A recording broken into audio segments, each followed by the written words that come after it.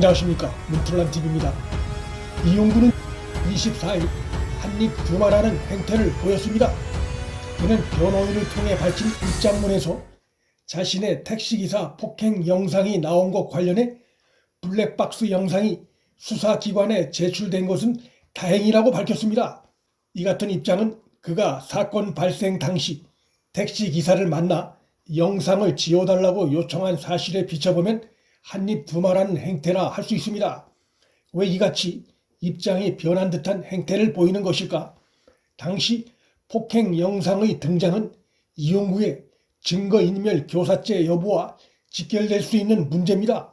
검찰 수사팀은 폭행 영상이 드러나면서 이용구에 대해 증거인멸 교사죄 적용을 검토하고 있는 것으로 전해졌습니다. 한 시민단체도 최근 이용구 차관에게 증거인멸 교사죄가 성립하는지를 검토해달라는 수사 의뢰서를 대검찰청에 제출한 상태입니다. 현행법상 자신과 가족의 증거를 직접 위조 인멸했다면 법적 처벌할 수 없으나 다른 사람에게 증거인멸을 지시했다면 교사범이 성립됩니다. 정경심이 여기에 해당돼 유죄 처벌을 받았습니다. 재판부는 증거인멸 우려가 있다며 정경심을 법정 구속한 바 있습니다. 택시기사와 이용구가 만나 합의할 당시에도 폭행 영상 삭제 부분은 안 지운다. 다만 다른 사람에게 안 보여주겠다며 택시기사가 거부해 합의 내용에서 빠진 상태입니다. 이용구는 택시기사에게 해당 영상을 지워달라고 요청했다는 보도에 관해 진위를 명확히 밝히지 않은 채 택시기사 진술 내용을 놓고 진위 공방을 벌이는 것 자체가 기사에게 또 다른 고통을 줄 우려가 있다며 얼버무리고 있습니다. 영상을 지워달라고 한 이용구의 발언은 기사에게 합의금을 건네면서 한 발언이기 때문에 그의 발언을 단순한 권유 정도로 보기 어렵습니다. 이용구와 합의대로 처음 진술에선 영상이 없다고 했던 택시기사는 서초경찰서 B경사가 블랙박스 업체가 영상이 있다고 하는데 어떻게 된 거냐고 묻는 질문에 휴대폰에 저장됐던 동영상을 보여줬고 일본 B경사가 못 본 걸로 하겠다고 한 뒤 당시 사건이 종결된 사실이 최근 검찰의 재조사로 드러났습니다.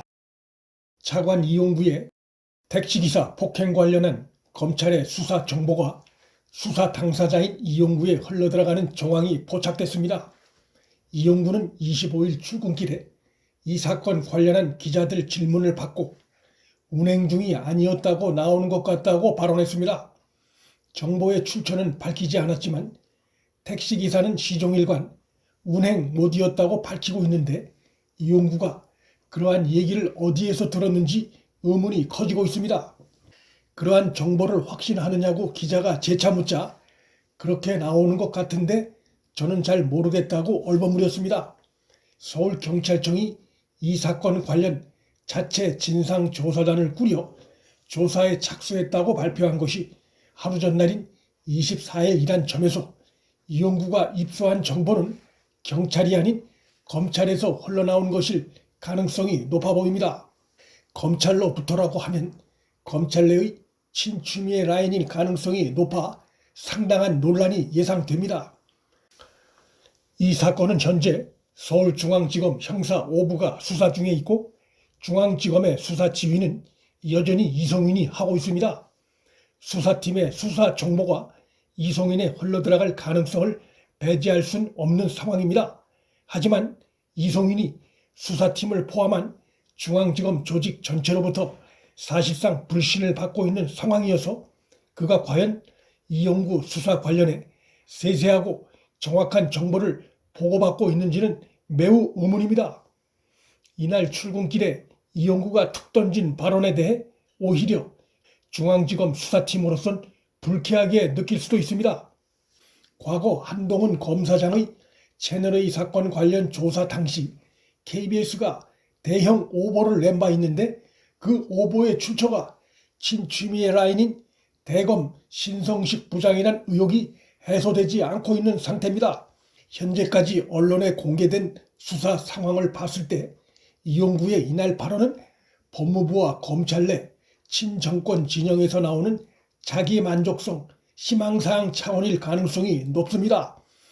현재 수사 상황은 이용구의 택시기사 폭행 영상과 폭행당한 생생한 사진이 나와 있고, 이용구가 기사에게 심한 욕설을 했고 당시 변속기가 운행 모드였다는 진술이 나온 상태입니다.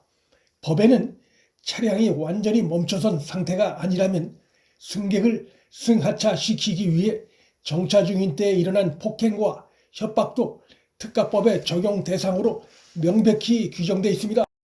차관 이용구에 대한 부실수사, 봐주기 수사 의혹이 커지고 있는 경찰의 뒤늦은 진상조사단 구성에 대해 비난 여론이 들끓고 있습니다. 정의당은 너무 늦은 호들갑이라고 비판했습니다.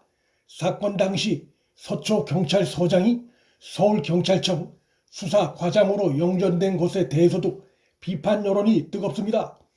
그의 영전 경위를 알아봐야 한다는 목소리가 나오고 있습니다. 당시 서초소 형사과장이 사건을 내사 종결하겠다고 구두로 보고하자 경찰서장이 의견대로 처리하라고 지시했다고 최근 경찰청이 기자단 간담회에서 밝힌 바 있습니다. 그런데 당시 서초소 형사과장은 사법고시 48회 출신이고 서초경찰서장은 사법고시 44회 출신입니다. 이용구나 폭행 사건을 내사 종결시켜 논란을 빚고 있는 서초서장이나 서초소 형사과장 모두 사법고시 출신들입니다. 이들이 법무부 법무실장까지 지낸 이용구에 대해 몰랐을 리가 없습니다. 경찰은 택시기사 조사를 맡았던 담당 수사관만 대기 발령시킨 상태인데 꼬리 자르기란 비판을 명키 어렵습니다.